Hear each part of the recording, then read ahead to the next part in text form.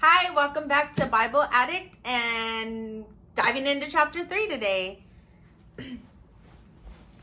So, chapter 3 already is, the title of the chapter is The Jews Are Threatened. So, I mean, this is a fast moving book. So let's dive in. This is Haman's plot against the Jews. Verse 1. Sometime later, King Xerxes promoted Haman, son of Hammedatha, the Agagite. I totally said that wrong. Agagite? I don't know. Over all the other nobles, making him the most powerful official in the empire. So he's second in command to the king. All the king's officials would bow down before Haman to show him respect whenever he passed by. For so the king had commanded. But Mordecai refused to bow down or show him respect. So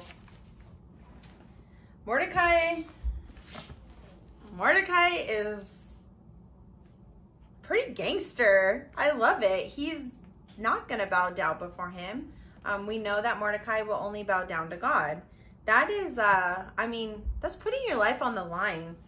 This just one little sentence, but Mordecai refused to bow down or show him respect. Like, let's just focus on that.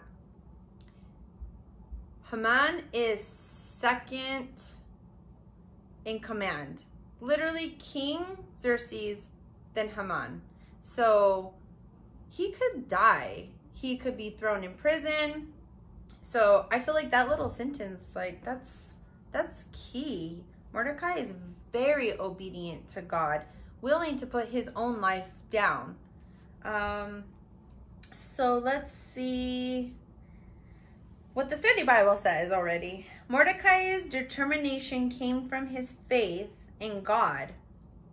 He did not take a poll first to determine the safest or most popular course of action.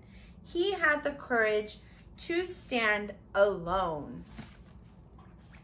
Doing what is right will not always make you popular. Those who do right will be in the minority, but to obey God is more important than to obey people. Ooh. Right now, literally 2020, it is the month of August. That is so relevant right now.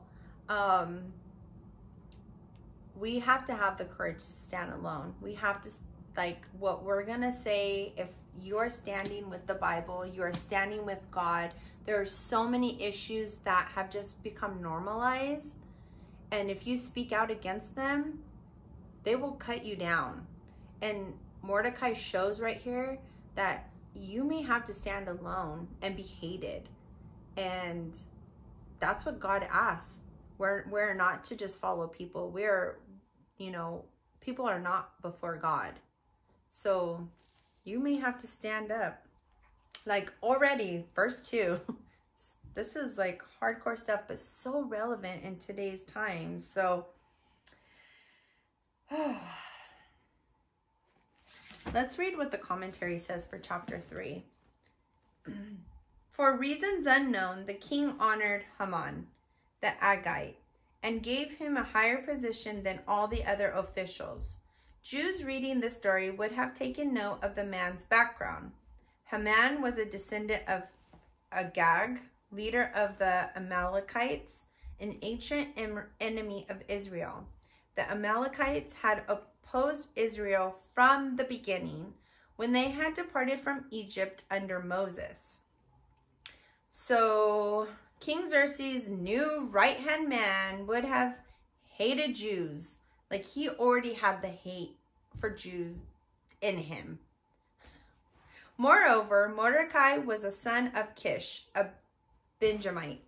I don't know, sorry. It was King Saul, son of Kish, who had failed to execute King Agag. For Mordecai to honor this Agagite would have been unthinkable.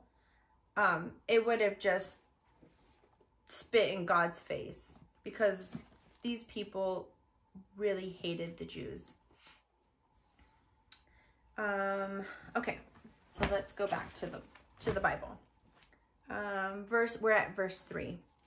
Then the palace officials at the king's gate asked Mordecai, "Why are you disobeying the king's command?"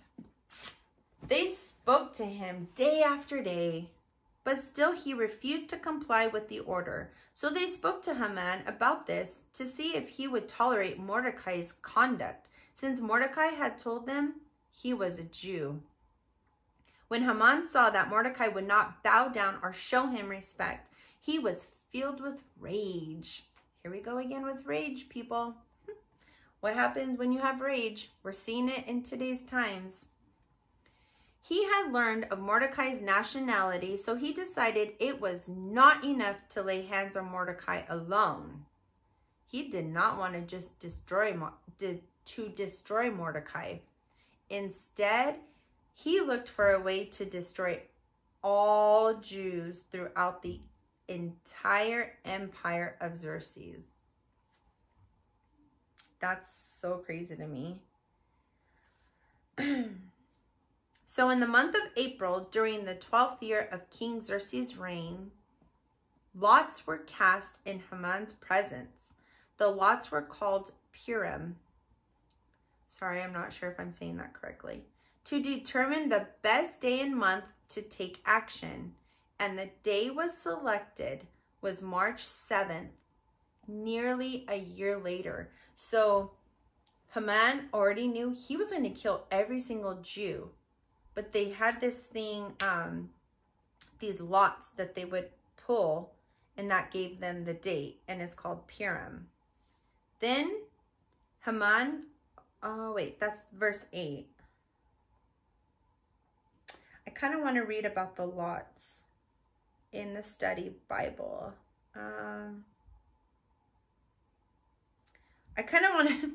I also want to talk about Haman because this is what the study Bible says. Haman enjoyed the power and prestige of his position, and he was enraged when Mordecai did not respond with the expected reverential bow. Haman's anger was not directed just toward Mordecai, but toward what Mordecai stood for, the Jews. Dedication to God as the only authority worthy of reverence. Haman's attitude was prejudiced. He hated a group of people because of a difference in belief or culture. Literally today's time. Prejudice grows out of personal pride, considering oneself better than others. In the end, Haman was punished for his arrogant attitude. God will harshly judge those who are prejudiced or whose pride causes them to look down on others. And I have some of this study Bible highlighted for the verses we just read. I highlighted, we must worship God alone. We should never let any person, institution, or government take God's place. When people demand loyalties or duties from you that do not honor God, don't give in. It may be time to take a stand.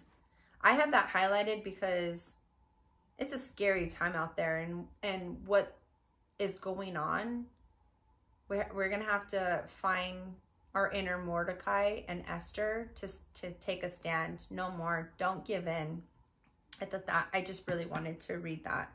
That was from the verse 4.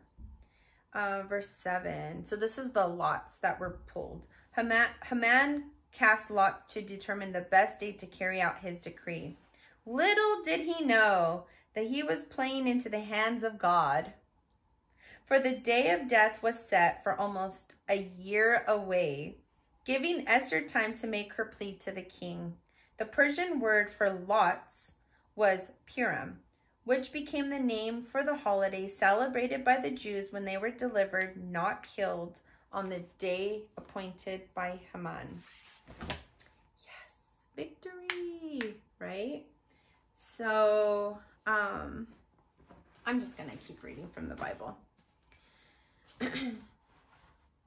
Then Haman approached King Xerxes and said, "There is a certain race of people scattered throughout all the provinces of your empire who keep themselves separate from everyone else. Their laws are different from those of any other people, and they refuse to obey the laws of the king. So it is not in the king's interest to let them live. If it pleases the king, issue a decree that they be destroyed. And I will give 10,000 large sacks of silver to the government administrators to be deposited into the royal treasury." Interesting, right? In my study Bible says, Haman must have hoped to acquire this tremendous sum of money by plundering the homes and businesses of the Jews who would be killed through this decree. Kind of like the lockdown, huh? Like, so many homes, people are becoming homeless, loss of jobs. Yeah, it's kind of like today's day and time, right? And then let's read the commentary Bible. 4 verses 8 through 9. Haman approached the king and told him there was an ethnic group in his kingdom that was a problem. They kept themselves separate, followed strange laws, and refused to obey the king's commands. This group, he said, shouldn't be tolerated. A royal order should be issued to destroy them. Haman even offered to pay 375 tons of silver to the royal treasury to help accomplish the task. Clearly, Haman was no pauper, and he was willing to spend his own resources to wipe out the Jews. The king agreed to the request and gave his signet ring. Oh wait, I'm reading the commentary too soon. Sorry. So now we're on verses 10. The king agreed, confirming his decision by removing his signet ring from his finger and giving it to Haman, son of Hammedatha, the Agagite, the enemy of the Jews. The king said, "The money and the people are both yours to do with as you see fit." So on April 17th, the king's secretaries were summoned, and a decree was written exactly as Haman dictated. It was sent to the king's highest officers, the governors of the respective provinces, and the nobles of each province in their own scripts and languages. The decree was written in the name of King Xerxes and sealed with the king's signet ring. Dispatches were sent by swift messengers into all the provinces of the empire, giving order that all the Jews, young and old, including women and children, must be killed, slaughtered, and annihilated on a single day. This was scheduled to happen on March 7th of the next year. The property of the Jews would be given to those who killed them. A copy of the decree was to be issued as law in every province and proclaimed to all peoples, so that they would be ready to do their duty on the appointed day. At the king's command, the decree went out by swift messengers, and it was also proclaimed in the fortress of Susa.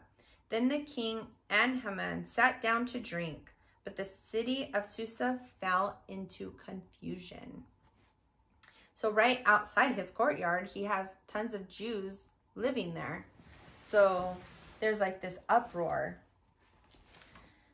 I want to stop and just read all the commentary and the study guide on this, because a lot is happening in these verses. So I want to read about the signet rings. Officials in the ancient world used signet rings as personal signatures. The ring's surface had a raised imprint made of metal, wood, or bone. Xerxes was probably made out of silver or gold. Each individual had his own imprint. Letters were sealed by pressing the ring into soft wax. and official documents were certified by using the royal signet. By giving Haman his signet ring, Xerxes gave him his personal signature and with it the authority to do whatever he wished. Little did the king realize that his own ring would sign the death warrant for his queen Esther. Haman's death decree was against all Jews in the Persian Empire. Thus, it would have included the land of Israel. If his decree had been carried out, all of God's chosen people could have been exterminated. And God's plan to send his son to earth as a Jew could have been ruined. But God's plans cannot be stopped. Haman was doomed to fail.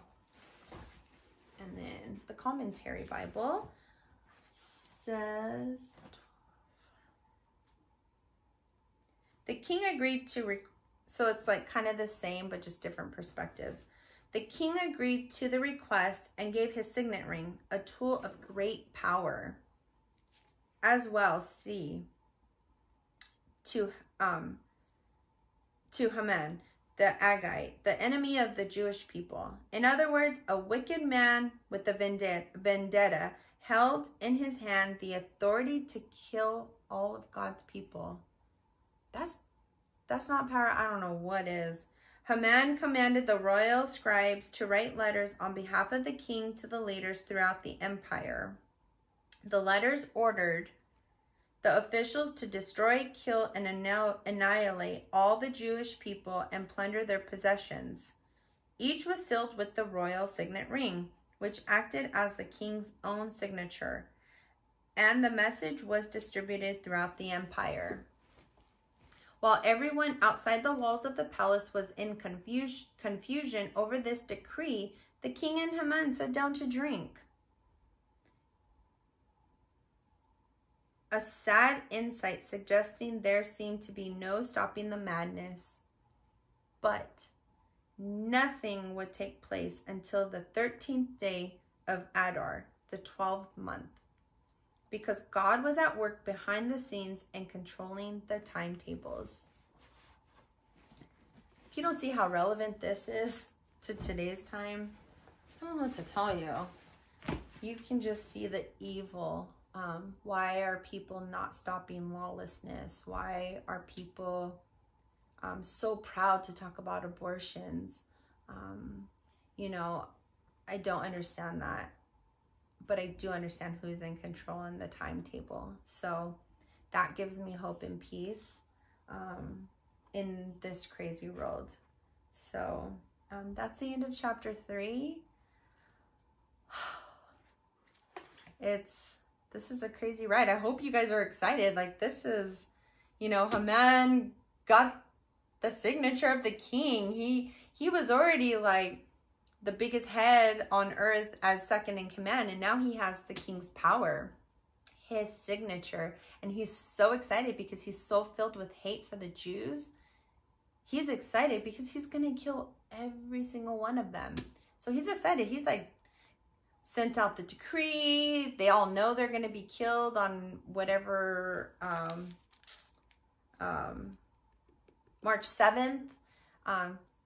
Kicking back with the king, drinking, I'm sure feeling real good about himself. So we may see evil winning sometimes in our life or in the world, but just know God has a plan, and his plan is so much better than we could even imagine a plan. So I hope you enjoyed chapter 3, and looking forward to diving into chapter 4 the next episode. Bye.